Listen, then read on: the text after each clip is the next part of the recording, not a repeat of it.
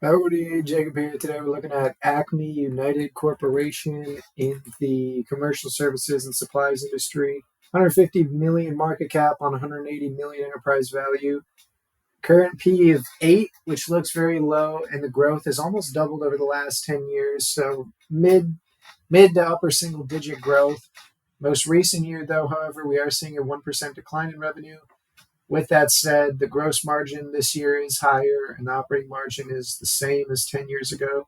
Earnings per share a lot higher and dividend a little bit higher. So dividends probably grown relatively in line with their revenue growth.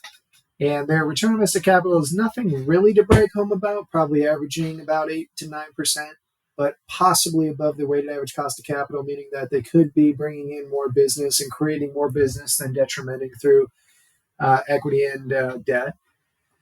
Their balance sheet shows 5 million cash on hand with 23 million long-term debt, no short-term debt. That's not substantial, especially in relation to their 5-year average free cash flow, which does incorporate a positive 13 and positive 24 million, but also 2 years of negative free cash flow. So you're probably averaging about maybe 7 million, 8 million, which is about 3-4 years of their, probably 3 years of their long-term debt. So I'm really not concerned about that.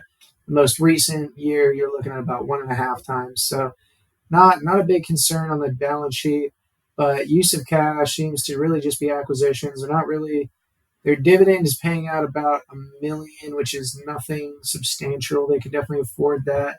Share repurchases, they've actually been issuing a little bit of shares through dilution and mostly acquisitions. There was a net devastation in 2023 of 12 million. Outside of that, though, they do have about 5 years of almost 8, really ranging from 7 to 14 million. And let's start making some assumptions here. So on the revenue growth side, I think I'm pretty confident sticking with that mid-single digit. Maybe let's do 6%. I think this is a pretty ideal market average company at the end of 7 years in terms of growth and in terms of return on invested capital, in terms of mode and everything. I think we're looking at a very average company just based on the numbers. Again, I could be heavily wrong, but I do think on the numbers that seems pretty appropriate to me. Let's do in line with exactly what the average has been. Share change, they've actually increased about 2%, 2 million a year from stock-based compensation. So I feel pretty comfortable with that. Their dividend has been growing a little bit. Let's grow that relatively in line with their revenue change, saying that they have a good amount of room for acquisitions. I do want this company to focus on some of the other things they could do with free cash flow, mainly reinvest back in themselves and buy back shares. But again, you have to balance out what you want the company to do with what you're actually doing.